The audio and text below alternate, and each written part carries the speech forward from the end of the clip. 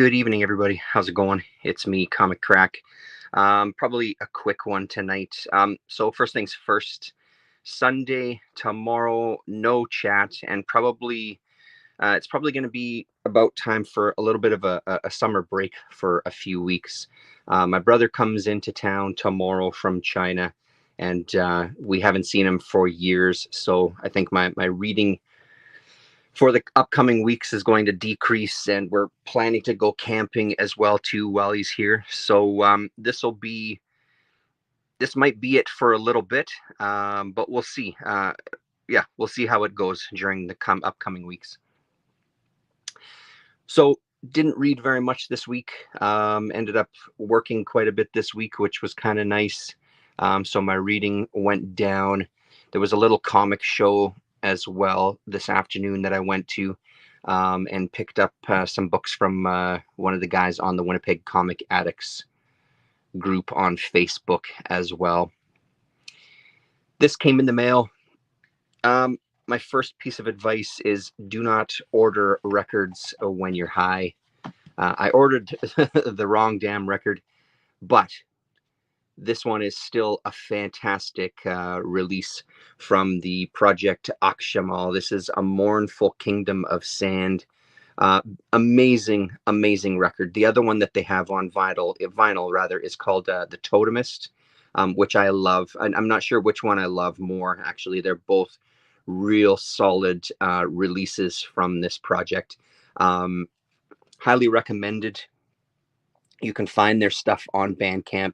You can probably find the digital very easily. That's the name of the label there.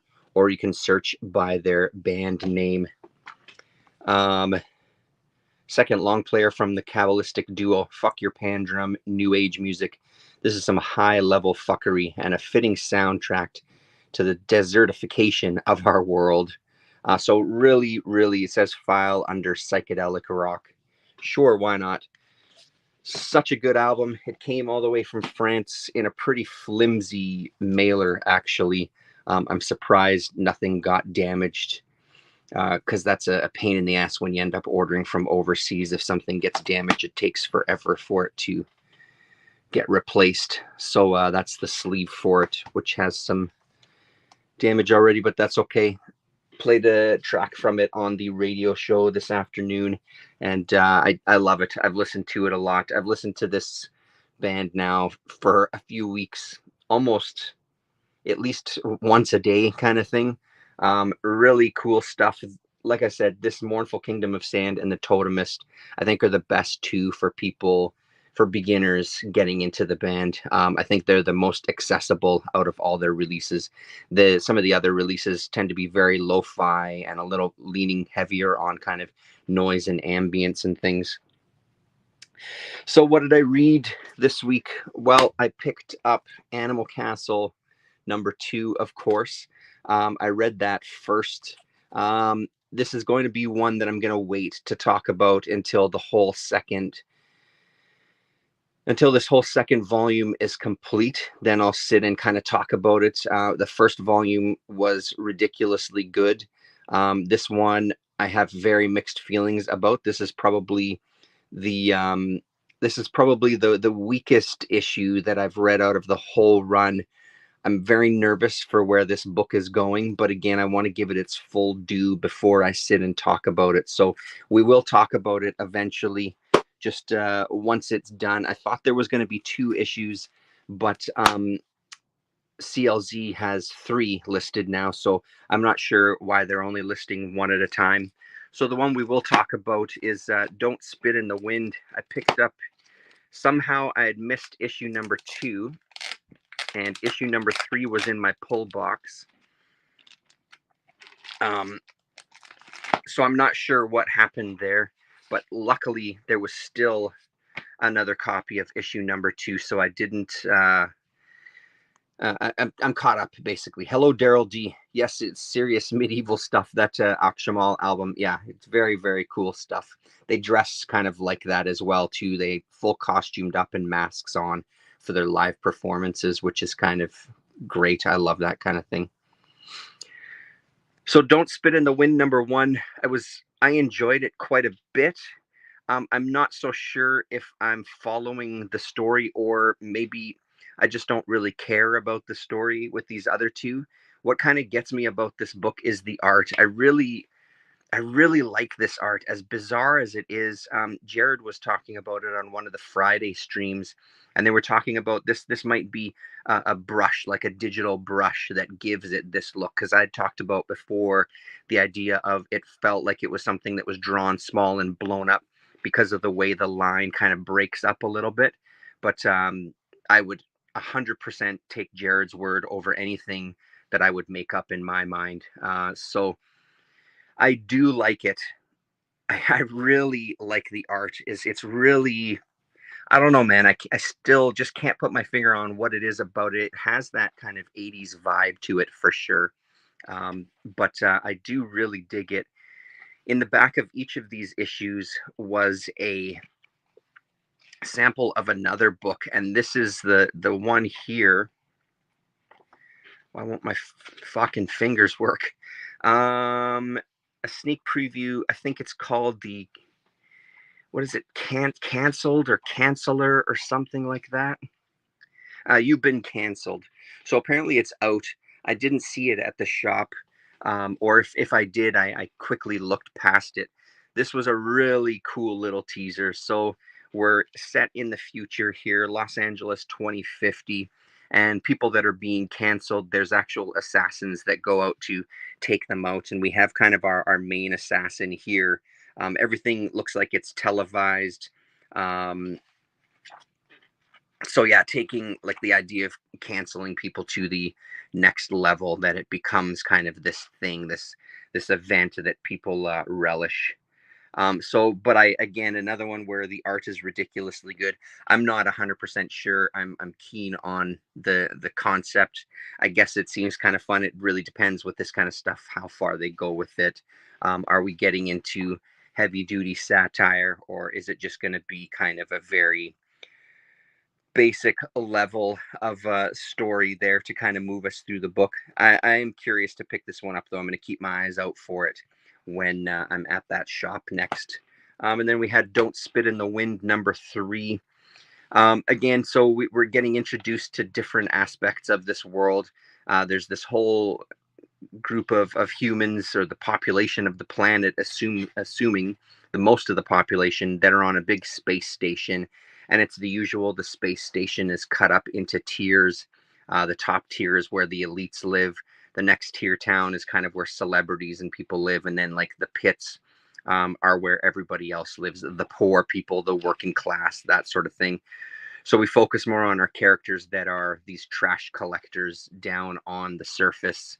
Um, and I there's some creature now that's kind of formed amongst all of this trash that we get introduced to in the previous book, but makes a much bigger introduction here. We're also meeting another tribe of people that live on the surface, and getting to know a little bit about them.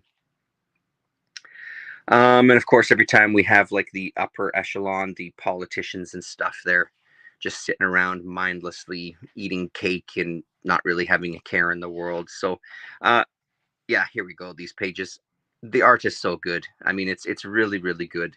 The story is just kind of whatever. Almost looks like a Jeff Darrow creation there. And then in the back of this one, I think there's only one issue left in this series as well. In the back of this one, yes, it's Under the Influence. This one didn't.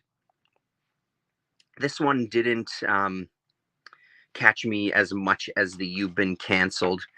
Uh, I can't even remember honestly what it was about. That's how much of an impression it made on me. But it is cool to see more stuff from this Mad Cave Comics. I'm curious about them. Maybe checking online to see, or did they have an ad in the back here? Yeah, they do have an ad in the back for other stuff that they put out in Nottingham. I've seen Battle Cats. I haven't. The Last Session, no idea. A Legacy of Violence, interesting cover. Yeah, none of these other ones I've heard of. So Nottingham is the only one that I've heard of. None of these other books, obviously minus Don't Spit in the Wind. I haven't heard of them. So might be interesting to check some more of their stuff out to see what they got. So that's it for what I read The other thing, the other two books I picked up from New Comic Book Day, again, got to give a shout out to Jared. Xeno, issue number 1. This is the Shaky Kane cover. This is an anthology, 4 short stories. I've only read the first 2 stories. I haven't finished the whole thing yet. The first 2 stories I really liked, kind of sci-fi. I'm wondering if Xeno stands for xenophobia. I know that that's spelled with a Z, but I'm wondering if it's a take on there, because there's this idea so far in the first 2 stories of these other people and other entities and things. So I wonder if that's what they're going for. But a really solid start. The Shaky Kane story in here is bonkers, just as you would expect it to be. Beautiful, beautiful art in this book. Maybe I won't pull it out. Worth checking out, though. And the other one I got was issue 4 of Clobberin' Time. I should have picked up 1 and 2, but I didn't. I didn't pick them up, so I haven't read this one yet either. Same thing, the art looks beautiful. I feel like at this point I want to pick up issue 1 and 2 and read the whole thing together. I think there might only be one more issue of this one too, so I might wait until number 5 comes out and then read them all in one chunk just to get a better idea. But really, really great art. Recommended for sure. I looked at it on the shelf so many times. Yeah, it's a very good cover there, Daryl. Really, the Steve Scroach is his name there. Is the guy who writes and does the art. So beautiful stuff. So some of the things I got at off the Facebook group. 2 things actually. 2 miniseries. A 3-issue miniseries called Counterparts. No logo on the front. Is this a Caliber thing? I'm not sure who put this one out. I should have taken them all out of the bag, but I don't know anything about this. I think I might have had one of the issues at one point, but it looks like very, very cool art, and the interiors are just as good. Some black and white work in that one. And then he had, the same guy had The Horror of Collier County, all 5 issues by Rich Tommaso. So I snatched those up. It was too good of a price to pass up. So from Dark Horse Maverick. I've heard about this book. I know Rich Tommaso stuff a little bit. I've always been curious to read it.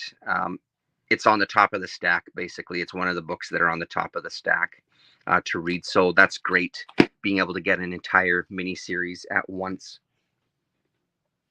The Kayfabe guys were looking at... the Kayfabe guys had a video where they were looking at this book. I've had 2 of the 3 issues for the longest time. In my culling of Batman books, there was some that stayed in the collection, and this was one. These covers by Dick Sprang are just amazing, and the interiors are very, very cool. Check out that Kayfabe video to see more as they go through all 3 of the issues. So I managed to find issue number 2 this afternoon. I took a stop into Cover to Cover and found the number 623, which is in the middle of these 2. But I'm really looking forward to digging into these. I'm glad that they did that video just as a reminder about this book, because I had completely forgotten about it. So I'm glad that I was able to finish off that run there.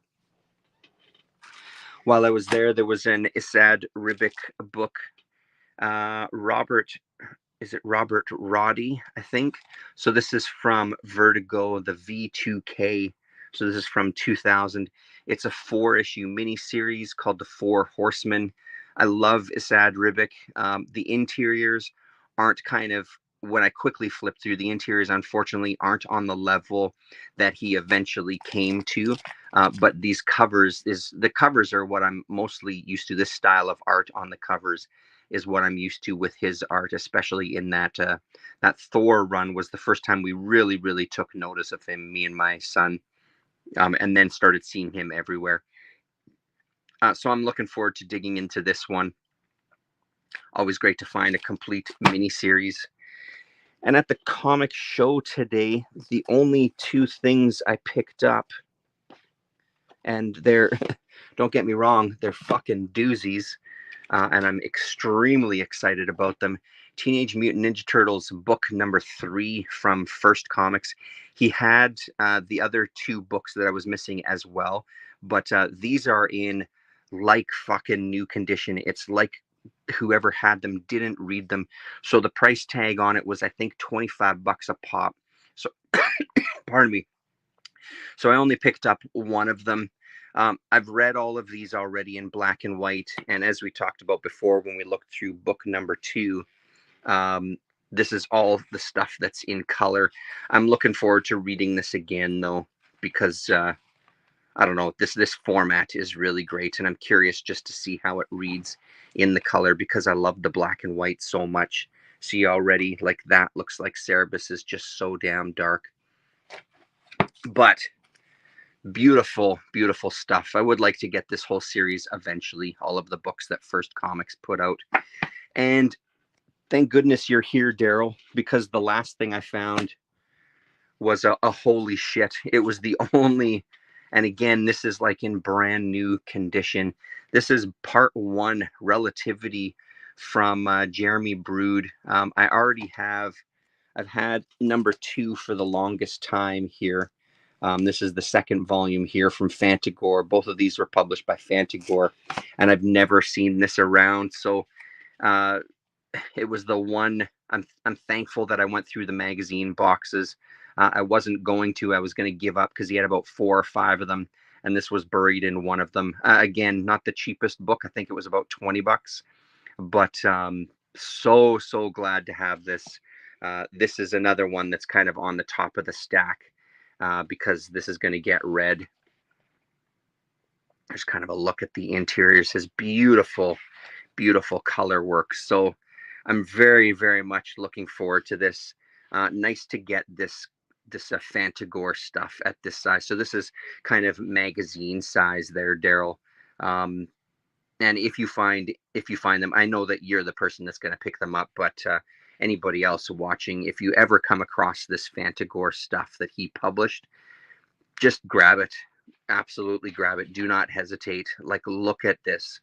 It's beautifully printed. It's beautifully colored and drawn by Corbin in this series, as he always is, but he seems to be kind of on a high point, and his color palette in this book is really nice too. Kind of has these pinks and purples. And of course, his usual naked women all over the place, which I ain't complaining about. So, and this amazing back cover as well. Like, look at these fucking creatures. So very excited about this one to add to the Corbin collection. I don't know if this is one that Dark Horse is planning to reprint or not, but it would be cool to have a hardcover version. What year is that? 82? I think this version was oh no, this is a first printing, 1982. The other one that I have is a second printing from 1989, I think, is when this one is from. So so there you go. Richard Corbin and Jan Sternad, with additional designs by Stan Dresser. I think we get a little bit of, yeah, we get some preliminary sketches and things in the front as well too, which is very cool.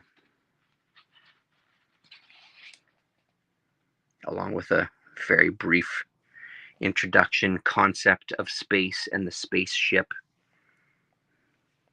and some characters. So there you go. Thanks very much, everybody. Have a good couple of weeks, and yeah, maybe I'll check in. Maybe we'll be away, but either way, we will be back eventually. But let's all have a good little break, and we'll talk to you later.